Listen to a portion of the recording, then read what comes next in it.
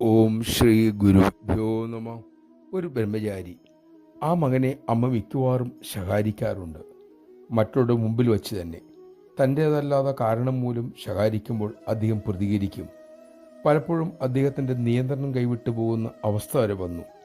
ഒരിക്കൽ അമ്മ പറഞ്ഞു, അവൻ എങ്ങനെ പ്രതികരിക്കുന്നു എന്നറിയാൻ തന്നെയാണ് അമ്മ അവനെ കുറ്റപ്പെടുത്തുന്നത്. വർഷങ്ങൾ കഴിഞ്ഞു. ഒരിക്കൽ ഒരു കാരണവുമില്ലാതെ അമ്മ അദ്ദേഹത്തെ ഏറെ നേരം വഴക്ക് പറഞ്ഞു. അദ്ദേഹം ശാന്തമായി എല്ലാം കേട്ടുകൊണ്ടേയിരുന്നു. 5 മിനിറ്റ് കഴിഞ്ഞപ്പോൾ അമ്മയുടെ മുഖത്ത് പുഞ്ചിരി വിടർന്നു. അമ്മ ഉറക്കെ പറഞ്ഞു, നോക്ക്, അവൻ്റെ മനോബലം കണ്ടില്ലേ? ചീത്ത കേട്ടിട്ടും കുലുക്കമുണ്ടോ എന്ന് നോക്കൂ. അമ്മയുടെ സ്വരത്തിൽ ആഹ്ലാദം. നമഃശിവായ. മാനാപമാനങ്ങളെ മക്കളായ നമ്മൾ സമബുദ്ധിയോടുകൂടി സ്വീകരിക്കുമ്പോൾ അമ്മയ്ക്ക് സന്തോഷമാകും. നമുക്കിതിനുള്ള കഴിവുണ്ടാകട്ടെ.